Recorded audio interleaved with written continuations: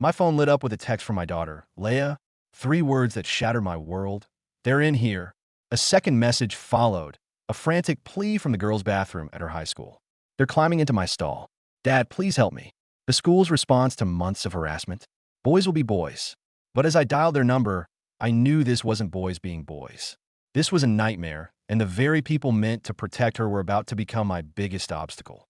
The phrase, boys will be boys, had become a venomous refrain, a lazy, dismissive mantra from a school administration that had long ago traded its duty of care for the path of least resistance. 4 or 5 agonizing months since my daughter Leia had first walked the halls of Northwood High as a freshman, this had been their only answer. 3 seniors, ghosts with cruel smirks and an unearned sense of ownership over the hallways, had made her their target. They followed her home, their shadows stretching long and menacing in the afternoon sun, their whispers clinging to her like burrs. We had reported it, of course. We had sent emails, made phone calls, and sat in stiff chairs in the assistant principal's office, detailing the escalating pattern of harassment. And each time, we were met with that same infuriating, condescending platitude. Boys will be boys, a shield of apathy to hide their incompetence. But on that Monday, the shield shattered. I was at my desk, trying to focus on a spreadsheet that had suddenly become meaningless, a lukewarm cup of coffee sweating onto a coaster beside me. My world was bifurcated in an instant by the frantic buzz of my phone. The first text from Leia was a dagger of pure ice, there in the girls' bathroom. My breath caught, my lungs turned to stone. Before I could even formulate a thought, a second message appeared, each word a hammer blow against my composure. They're trying to climb into my stall. Please help, Dad. I'm so scared. The world tilted on its axis. My chair clattered to the floor as I shot to my feet, the spreadsheet and the coffee and the entire mundane structure of my workday dissolving into white noise. My fingers, clumsy with adrenaline, were already dialing the school's number as I sprinted through the office, ignoring the confused glances of my colleagues. I burst through the double doors and into the parking lot, the asphalt a blur beneath my feet. Northwood High. This is the secretary's desk. A placid voice answered, utterly oblivious to the hurricane tearing through my soul. My daughter. I gasped, the words tumbling out raw and ragged. Leia Clark's. She's in the bathroom. 3 seniors are trying to get into her stall. You have to help her now. There was a pause on the other end of the line, a beat of bureaucratic silence that felt like an eternity. Which bathroom would that be, sir? The voice inquired, with the detached curiosity of someone asking for the time. The sheer, stunning disconnect of the question sent a shockwave of rage through me.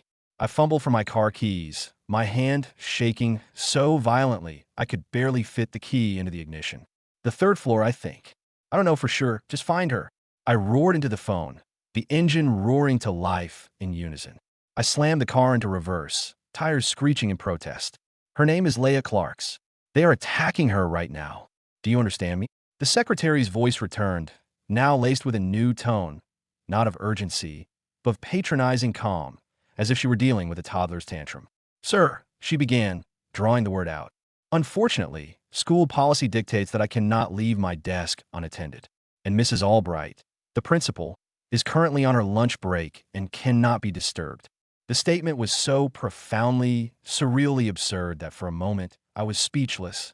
I was screaming down the road, my knuckles white on the steering wheel, and this woman was quoting policy. Are you out of your mind? I finally bellowed, the sound so loud it distorted the phone speaker. What are you talking about? Forget your desk. Go to the bathroom and help my daughter. Her voice became even more rigid, colder. Sir, I must ask you to refrain from using such vulgar language. They are climbing into my daughter's stall right now. I repeated, my voice cracking with desperation. I will be sure to make a note of your concern for when the principal returns from her break, she replied, the finality in her tone like a door slamming shut. I ended the call, the phone clattering onto the passenger seat. I was dealing with a human-shaped automaton, a cog in a machine of negligence. A quick glance at my phone showed that Leia hadn't texted in 4 minutes. For minutes, an eternity of silence, pregnant with unimaginable horrors. The drive, which should have taken 15 minutes, felt like a lifetime. Each red light was a personal torment, each slow-moving car a deliberate act of obstruction. 8 minutes after that soul-crushing phone call, I saw the familiar brick facade of the school. I didn't bother with a parking spot. I swerved into the bus lane, abandoning my car at a crooked angle, The driver's side door left wide open like a gaping wound. I sprinted through the main entrance, my heart a frantic drum against my ribs. The secretary looked up from her computer, her mouth already forming the words for a lecture about sign-in procedures and visitor passes. I didn't give her the chance. I was a blur of motion, a father propelled by pure, primal fear, already past her desk and heading for the main staircase. I took the stairs 3 at a time, my lungs burning, my legs pumping with a strength I didn't know I possessed. I ran to that third-floor bathroom faster than I had ever run in my life, my mind a maelstrom of terror and prayer.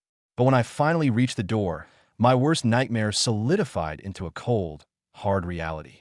I grabbed the handle, and it wouldn't turn. It was locked from the inside. The realization hit me with the force of a physical blow. They had a key. This wasn't just a random, opportunistic act of cruelty. This was premeditated. I slammed my ear against the cold metal of the door, and my blood ran cold. I could hear them. I could hear their muffled laughter, and beneath it, a sound that would be seared into my memory forever. Leia's crying. Soft, choked sobs of terror. Then, a tearing sound, the unmistakable rip of fabric, and her crying escalated into muffled screams, as if a hand had been clamped over her mouth to silence her. A guttural roar of fury erupted from my chest. I threw my full body weight against the door, my shoulders screaming in protest. It was like hitting a brick wall. These were the new doors, the ones they had installed with such self-congratulatory fanfare after a shooting at a neighboring district 4 years ago. Reinforced steel frames, designed to keep an active shooter out. Now, it was keeping a desperate father from his child. The irony was a bitter, metallic taste in my mouth. Leia, I'm here. Daddy's here. I yelled, my voice hoarse. My eyes darted around the hallway, searching for a weapon, anything. I spotted a molded plastic chair against the wall. I seized it, the cheap plastic feeling impossibly light in my hands. With a desperate cry, I swung it with all my might against the door. The chair exploded into a dozen pieces, a pathetic shower of blue plastic, while the door remained pristine, mocking my futility. The fire extinguisher, mounted on the opposite wall, was my next target. It was heavy, substantial. I ripped it from its bracket and began hammering it against the lock mechanism, over and over. The clang of metal on metal echoed through the empty hallway, a frantic, desperate rhythm of my powerlessness. But the door was doing exactly what it was designed to do, withstand a siege. By now, the secretary had managed to haul herself up the 3 flights of stairs. She was panting, her face a blotchy, angry red. "Sir, you are destroying school property," she wheezed, her hand clutching her chest. "I'm calling security. Give me the key," I screamed, turning on her with such ferocity that she physically recoiled. She visibly trembled, her eyes wide with fear, not for my daughter, but for me. I don't have the bathroom keys, sir," she stammered. "Only the principal has a master set. And she's—" But I didn't wait for her to finish her sentence. I was already running again, this time towards the administrative offices at the other end of the hall. I finally reached the principal's office and peered through the large glass window of her door. The scene inside was so grotesquely normal, it felt like a hallucination. There she was, Principal Albright, at her desk, calmly forking a piece of lettuce from a plastic container into her mouth, her eyes glued to the screen of her phone as she scrolled. I pounded on her door, the force of the blows rattling the entire wall. She looked up from her phone, her expression one of mild annoyance, not alarm. She slowly, deliberately, held up 5 fingers, mouthing the words 5 minutes, then pointed to her salad before her gaze drifted back down to her screen. 5 minutes. As my daughter was being assaulted, just 100 yards away, she was negotiating for 5 more minutes with her lunch. That's when the school's lone security guard, a man named Jim who was more of a hall monitor than an officer, appeared behind me, his hand resting on the radio, clipped to his belt. "Sir, you need to calm down," he said, his voice a low, steady drone. But calm was a luxury I could no longer afford. I spotted another chair. Without a second's hesitation, I picked it up. Through the glass, I saw Principal Albright's eyes finally register the situation. They went wide with shock and, for the first time, a flicker of fear. With a roar of pure, unadulterated rage, I swung the chair. The window imploded, a shower of tempered glass exploding across her office. She screamed, a shrill, piercing sound, dropping her salad as dressing and lettuce splattered across her desk. I didn't pause. I reached through the jagged hole I had created, my arms screaming as shards of glass sliced into my skin and fumbled for the lock on the inside. "Sir, stop!" the security guard yelled, grabbing my arm. I shook him off with a surge of adrenaline-fueled strength, my focus singular. I went straight for her desk, yanking open drawers with a frantic energy, papers flying everywhere, until my fingers closed around a heavy key ring. "You're insane!" the principal shrieked, backing away from me as if I were a wild animal. "I'm calling the police." I was already gone, running back down the hallway, the keys jangling in my hand, leaving a trail of bloody handprints on the pristine, pale yellow walls. But when I finally skidded to a halt in front of the bathroom, the sound of my own ragged breathing filling the air, a new, more profound horror washed over me. The door was ajar. It was already open. The boys were gone. I pushed the door open the rest of the way, my heart pounding a funeral drum. And there she was, my dear Leia. She was curled into a tight ball on the cold, unforgiving tile floor. Her skirt was torn, her lips were swollen and bruised. Her beautiful dark hair was matted with a thick, white, sticky liquid, and her shirt was unbuttoned, her bra torn in half. For a moment, the world ceased to exist. There was only the sight of my broken child on that floor. Then, my training, my instincts, something kicked in. I immediately pulled out my phone to call 911, my hand slick with my own blood. I knelt beside her, shrugging off my jacket and gently wrapping it around her trembling body.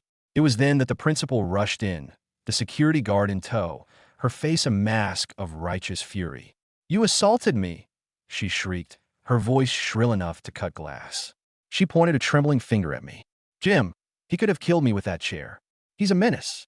I was trying to speak to the 911 dispatcher, one hand holding the phone to my ear, the other gently stroking Leia's cheek as she choked on a mixture of blood and tears. But the principal was relentless, pacing back and forth like a caged animal. "You have traumatized my entire staff," she raged, pulling out her own phone. "Every single student on this floor saw you acting like a complete maniac. That's 200 children who will now need counseling because of your violent outburst." The security guard, Jim, was dutifully filming the entire scene with his phone. "This is going to be all over the news," she continued, now speaking in her own device. "A parent going psychotic, destroying thousands of dollars in school property, creating a fundamentally unsafe learning environment. Our insurance doesn't cover parental attacks. The superintendent is going to—" She interrupted herself abruptly. "Yes, hello? Police? We have a violent intruder on the 3rd floor. He threatened me with a weapon." She proceeded to give them my physical description, painting a picture of a premeditated, unhinged assault. She never once mentioned the 3 boys. She never once mentioned why I had been so desperate to get through that locked door. When the police arrived a mere 4 minutes later, their presence filling the hallway, she pointed at me without hesitation. "That's him. He's the one who attacked me." 2 officers immediately moved toward me, their expressions grim, while 2 of their colleagues pushed past them to get to Leia. One of the officers put a firm hand on my shoulder and began guiding me away from my daughter. I tried to explain, the words about the 3 boys catching in my throat, but he just cut me off. "We can talk about it at the station," he said, his tone leaving no room for argument. My hands were still dripping blood from the shattered window, the crimson drops stark against the white and black tiles of the bathroom floor. Paramedics rushed in, their bags and equipment a whirlwind of professional urgency. They went straight to Leia, who remained curled up, a small, wounded creature on the cold floor. They began checking her vital signs, their voices low and calm. I heard one of them call for a gurney as I watched, helpless from the doorway, the officer's hand a lead weight on my shoulder. The principal was already giving her statement to another officer, her voice loud and performative, peppering her story with words like violent and unstable as she gestured dramatically in my direction. Jim held up his phone, proudly showing the officer the video he had taken, a curated piece of evidence designed to seal my fate. No one was asking about the 3 boys. No one seemed to care why I'd been desperately trying to break down that bathroom door in the first place. The paramedics carefully lifted Leia onto the gurney, covering her with a clean white sheet. Her eyes remained squeezed shut, as if she could block out the entire world. I instinctively moved to follow them, to be by her side, but the officer blocked my path. "You're being detained for assault and destruction of property," he stated flatly. I could only watch as they wheeled my daughter down the long hallway, her small form disappearing from view. I was trapped, helpless, while the principal continued her grand performance for anyone who would listen. They put me in handcuffs right there in the middle of the hallway. Students were now peering out of their classroom doorways, their faces a mixture of curiosity and fear. A sea of phones was raised, recording my humiliation for social media posterity. As the officers walked me past those staring, judging eyes, I caught one last glimpse of Leia. She was at the far end of the hall, a female paramedic holding her hand, speaking to her softly. It was a small mercy, a single drop of kindness in an ocean of institutional cruelty. At least someone was being gentle with her, while I was being treated like a hardened criminal. They put me in the back of a police car, the cage separating me from the front seat a stark symbol of my new reality. I kept asking about my daughter, my voice raw with a pain that had nothing to do with the cuts on my arm, but they just told me to save it for the detective. At the station, the world became a sterile, impersonal process of booking, fingerprints, and photographs against a stark white wall. My hands were still bleeding, and a bored-looking officer had to clean them with an antiseptic wipe before they could get clear prints. When they finally granted me my one phone call, I didn't waste it on a lawyer. My only thought was of Leia. I called the hospital, but a tight-lipped nurse on the other end of the line informed me that they couldn't release any information over the phone. I wasn't there in person, so I had no rights. All she would say was that my daughter was being examined. I found out later, much later, that while I was languishing in a cold, concrete holding cell, a victim advocate had met Leia at the hospital. She was there for the same exam, a clinical, invasive procedure that I couldn't even bear to think about. This woman, this stranger, stayed with Leia through the entire ordeal, explaining each step, holding her hand, and offering a comfort that I was forbidden from giving. The evidence collection took hours. Photographs, swabs, measurements, a meticulous documentation of the horror she had endured while I sat in custody, drowning in a sea of ignorance and fear. They finally released me late that evening with a citation for property damage and a future court date. The desk sergeant mentioned, almost as an afterthought, that the principal had decided not to press assault charges at this time, a statement delivered as if she were bestowing upon me some great act of clemency. I didn't walk to my car in the station parking lot. I ran. The drive to the hospital was a blur of traffic lights and street lamps. I found her on the third floor, in a quiet, dimly lit room. She was clean, wearing a standard-issue hospital gown, but her eyes were hollow, vacant. The vibrant spark that had always defined my Leia was gone, replaced by a deep, cavernous emptiness. As I moved toward her bed, she flinched, a small, involuntary recoil that broke my heart into 1,000 pieces. "Don't touch me," she whispered, her voice barely audible. "But please don't leave." I pulled a chair close to her bed, close enough for her to know I was there, but far enough to give her the space she so desperately needed. We sat in a heavy, suffocating silence until a woman with a kind face and a weary expression introduced herself as Detective Paula Norris. She interviewed us separately, starting with me out in the hallway while a nurse stayed with Leia. I recounted the entire day's events, my voice a monotone drone as I detailed Leia's texts, the precise times, the secretary's refusal to leave her desk, the principal's obscene five-finger gesture for her lunch break. Detective Norris took copious notes in a small spiral notebook, her expression unreadable, but I saw her jaw tighten, a small, almost imperceptible clenching of muscle when I described that 5-minute signal. After she was done with me, she went in to talk to Leia. I could hear the soft, gentle murmur of her voice through the closed door, but I couldn't make out the words. A hospital discharge planner appeared, armed with a stack of pamphlets and brochures. She spoke to me in a gentle, practiced tone about trauma responses, therapy resources, safety planning, and follow-up appointments. She used terms like hypervigilance and nonlinear recovery, words that swam in my head but failed to register. My brain was too full, too saturated with the horror of the day to process any more information. All I wanted was to get my daughter home, to wrap her in a bubble of safety that I now knew was an illusion. The discharge nurse wheeled Leia down to the emergency exit while I pulled the car around. I helped her into the passenger seat, and she immediately curled into a ball, pressing her face against the cool glass of the window. The first 10 minutes of the drive were shrouded in a silence, so thick it felt like a physical weight. Then, she finally spoke, her voice a fragile whisper. "Don't tell Grandma yet. Or anyone. I can't. I can't handle people knowing." I just nodded, my eyes fixed on the road ahead. The rest of the drive home was silent, punctuated only by her occasional, heartbreaking sniffling. When we arrived, I carried her bag inside while she walked, slowly and deliberately, to the front door. The first thing I did was go through every room of our house, checking windows, testing locks. I wedged a chair under the handle of the back door, an extra layer of security against a world that had proven itself to be hostile and dangerous. I pulled all the curtains closed, plunging our home into a premature twilight. My phone showed 14 missed calls from the school. I deleted the contact entirely. Leia stood in the doorway of her bedroom, staring at her bed for a long, silent moment. Then, she turned and walked into the living room. I found her favorite plush blanket in the hall closet and brought it to her. She wrapped herself in it, cocooning her body on the couch, and closed her eyes. Neither of us mentioned school the next day. We both knew she wasn't going. My phone buzzed again, this time with a news notification. My stomach plummeted.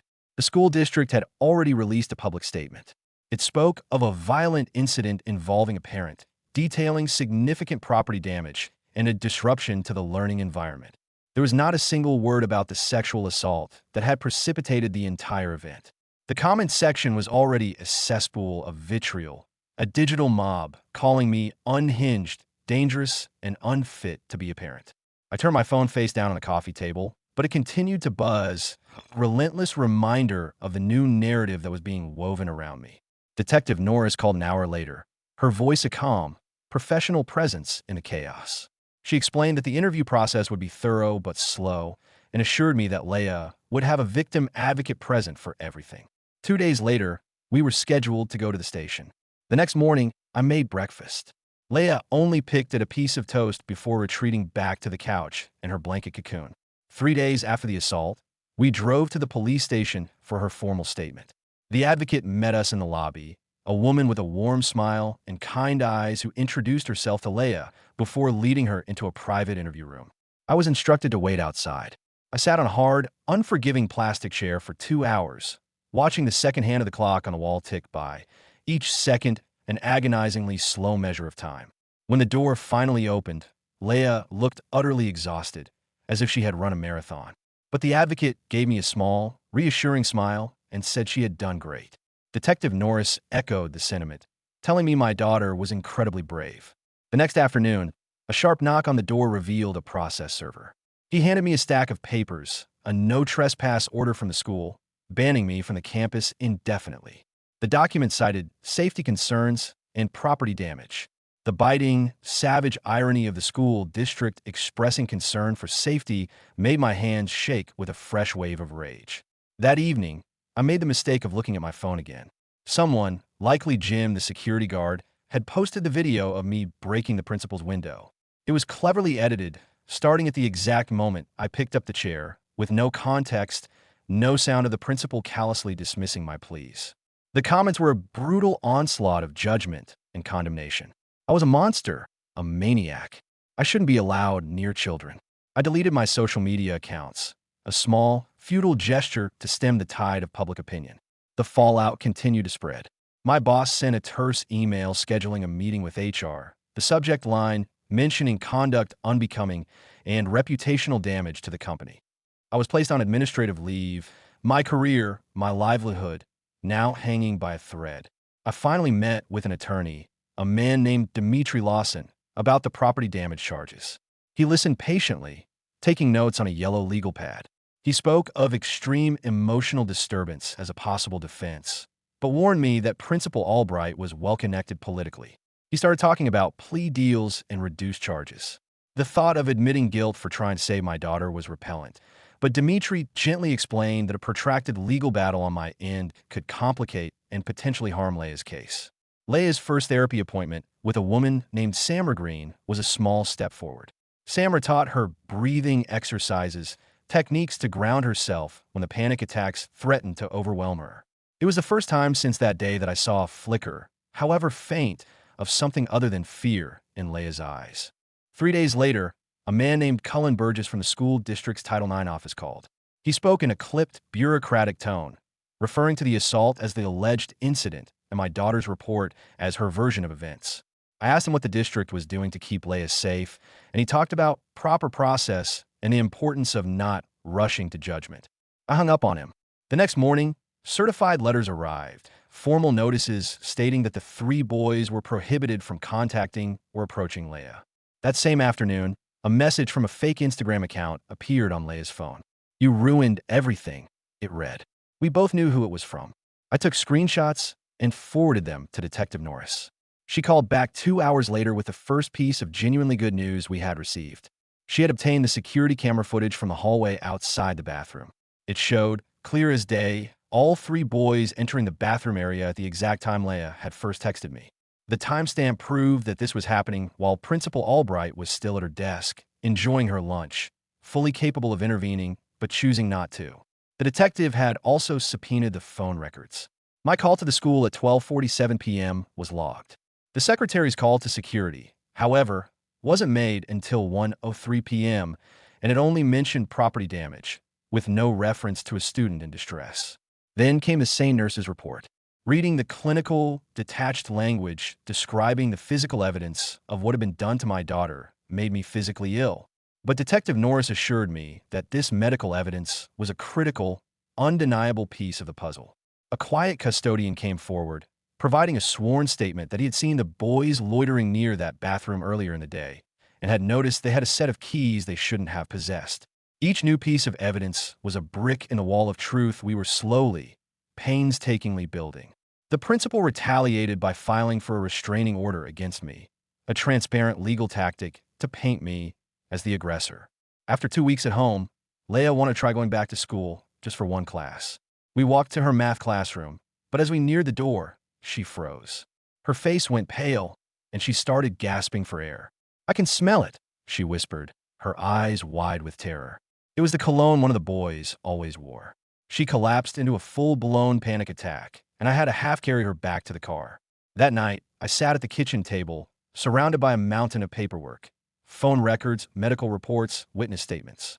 The district sent another hollow, corporate-sounding letter about their ongoing review of policies. They wanted this to disappear, but I was determined to be a ghost they could not exorcise. I eventually accepted a plea deal for the property damage, misdemeanor charges, probation, and restitution for the window. It felt like a betrayal of my own principles, but Dimitri was right. Leia's case had to be the priority. Days later, I was loading groceries into my car when a man in an expensive suit confronted me. He was the father of one of the boys. He accused me of ruining his son's future, of costing him his college scholarships over a teenage mistake. He threatened to sue me for defamation. My dash cam recorded the entire encounter, including the moment he inadvertently admitted his son might have gotten carried away, but didn't mean any real harm. Detective Norris's investigation was relentless. She interviewed all three boys separately, and their stories crumbled under scrutiny. One claimed he was never there. Another said Leia had invited them in. The third tried to pin all the blame on the other two.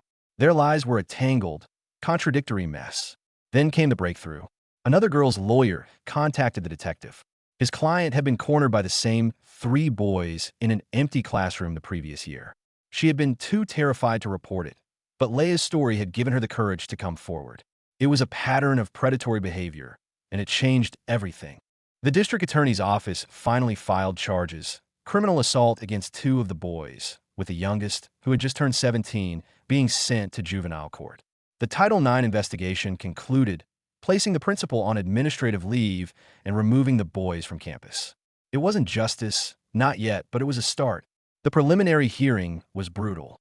Leia had to testify, her voice trembling as a defense lawyer tried to twist her words and question her memory. But she held strong, her courage a beacon in the sterile, suffocating courtroom. After the hearing, a local newspaper published a scathing investigative report on how the school district routinely mishandled assault cases, using our story, anonymized, as the central example. The public outcry was immediate and immense. The district's lawyers, sensing a public relations nightmare, called with a mediation offer. They wouldn't admit fault, but they offered to cover all of Leia's therapy costs indefinitely and overhaul their safety protocols with outside experts. We accepted. Slowly, tentatively, we began to piece our lives back together. Leia started back at school, just 2 classes in the morning, with an adult escort in a safe room she could use whenever she felt overwhelmed. The principal was quietly reassigned to a desk job at the district office, a bureaucratic exile. One of the boys took a plea deal, his allocution strengthening the case against the other two. One Saturday, Leia and I went to garden center. She picked out a small oak tree. We planted it together in the backyard, a silent, shared act of putting down new roots. And then, 3 months after our world had been torn apart, a miracle. We were making spaghetti for dinner, and I made a stupid joke about the pasta looking like worms. Leia laughed. It wasn't a small, polite smile. It was a real, genuine, from-the-gut laugh. It only lasted for a second before she caught herself, but in that one, fleeting moment, I heard the sound of my daughter again. The girl I thought I had lost forever. The journey isn't over. You don't just get over something like this. But we are living with it. We are surviving. And for now, that's enough.